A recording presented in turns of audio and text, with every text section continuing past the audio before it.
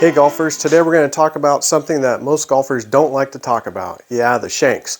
So unfortunately the shanks happens to most of us, and I'm going to hopefully kind of walk you through it. First of all, there's a number of things, as you can see here, a number of tools to help students out with the shank. So I think the first thing to do is video yourself if you can. Draw some lines, your forehead, the end of the club, where your hands are at and where your bum's at, and at address, and then compare that to impact. If you see any of those body parts or the club moving towards the golf ball, a lot of times you can identify what the issue is, but it's very hard to do sometimes. So we have a lot of tools here. I'll move some of them now. I just wanted to kind of show you. And remember, golf is it's a precision game. So a lot of things, happen that we may not want to happen. So real quick, what you want to do, I want to show you some main causes of the shanks. Number one is basically the club face is too open. So at impact we want to be something like this. Now hopefully you can see this, but if you watch the hosel right here, right where the shaft meets the club head, if your club face is too open at contact, what happens is that gets closer to the ball without me even moving my hands. I'll do that again. So you can see that brings it in, gets that penal shot where the ball shoots low right. That's one cause of it. The other one is that our hands, now remember this is a precision game, so it doesn't take much. It only takes about half, 3/4 of an inch or so, but our hands go out. So here we are at address, at impact. If our hands are just a little bit out, then that will cause a shank. The other one is if you look at the angle of my forearm, it's actually kind of pointing towards the ball. So an impact is kind of pointing at the ball. If that forearm angle goes up, I'll exaggerate it without the club, if it goes up, that can cause a shank.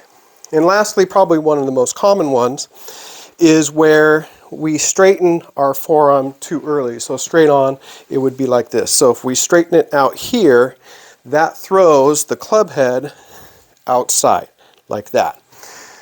So those are some common reasons why we get them. So how do we fix them? A lot of us can be visual. So here I have a yoga block, and what I would recommend is on the yoga block you put the ball more towards the front, so you have this object here to avoid, and that can kind of help you mentally by seeing this. A lot of us are visual players, so that'll help you promote more of this into square or into out ball contact. If you're a person that comes just a little bit over the top, the yoga block is soft enough where if you hit it, it's not going to hurt you, not going to hurt the club. You can do that. If you don't have one, you don't have to buy one. They're not that much money, but you don't have to buy one. You can just use a cover from a box of balls.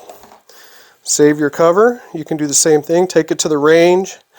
And what you want to do is pretty much make sure that you only have, start out with a little bit forgiveness, but get tougher on yourself. So you're getting down to like that 1/4 inch width between the club head and the object. That's really about it. There is one more, and that is hand path. So at hand path, what we want to do is as we're coming into contact, you actually want your hands going for a right-handed golfer to the left. So what a lot of us try to do, if we have a ball here, we will try to get the grip. We'll try to throw that grip down towards the ball. So you can see the hand path is going out. As an exaggeration, it's going out. So that's what we don't want, because what happens is that, right? So now we get back into that shank mode. So this is kind of a little bit of a brain twister, but basically what you want to have happen is if I have the grip going towards the ball, everything goes way out like that. I can still get the club head to go out while moving the grip in. So what happens is this: if I go like this, now as I move the grip in and release, that brings the club head basically from an in to out path by moving the grip to the left. So maybe that'll help you out if you're bringing that grip more to the left. If those fixes, the little tips don't work, hit me up, Carlson Golf. Hope you enjoy it. Let's try to be shank free. Have a good one.